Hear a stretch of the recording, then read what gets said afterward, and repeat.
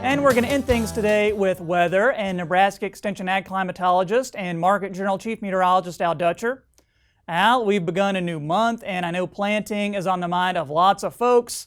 How's the forecast look? Well, Troy, yes, we are entering the month of April, and we've seen some cooler temperatures off and on during the month, but overall the month of March come out above normal. But the biggest issue we have is that because of the precip we had during March, we've got some very wet conditions in some of the soil surfaces, and it's going to take a little bit longer for the temperatures to work on them and warm it up. The good news is after this week of warmth at the beginning, the cool down, now we're going to start to see a pretty extensive period of warming. In fact, I think it's going to be ample enough to really start to see a real pop in the vegetation across much of the southern half of the state. As we're going to be approaching the 80s to mid 80s across a substantial portion of the southern half of the state as we go into the early part of next week.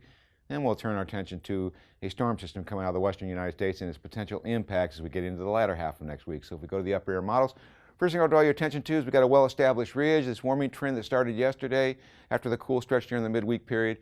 In earnest is going to start building into the region, and we're going to be pretty much under fair skies. A little bit of wind during the afternoon, but overall, you couldn't ask for a better day. We're going to be seeing pretty much 70s across the state. Notice it's precipitation free almost coast to coast, as high pressure system is the dominant force.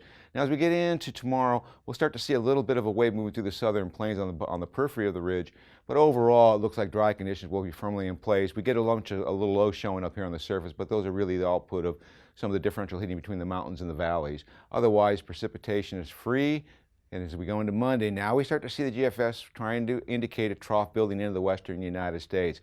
That's really going to pump up our winds from the south as we go through Monday and Tuesday. That's going to bring us up into the 80s, potentially the mid 80s, depending on if we get more of a southwesterly component.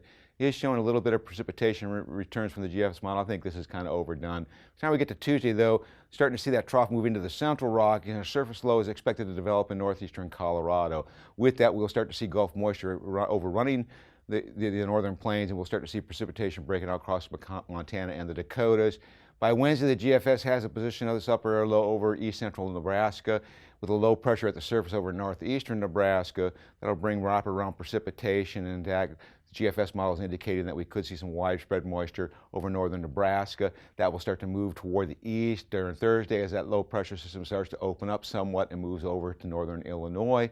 That'll put us on the backside and bring some cooler air into us, but that will only be brief.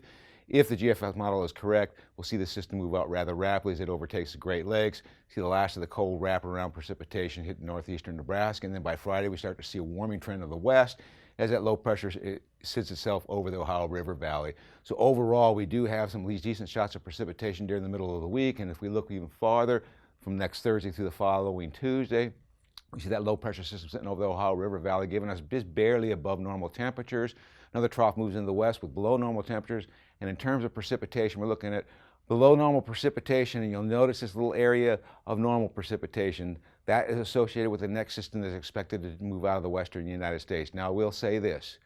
The models have changed dramatically over the last 3 or 4 days in the position of this low ejecting out. So it could be anywhere from the northern plains to the Ohio River Valley. One thing we do know is there's a system coming out. Be prepared. The weather may, at this time of the year, can change rather rapidly.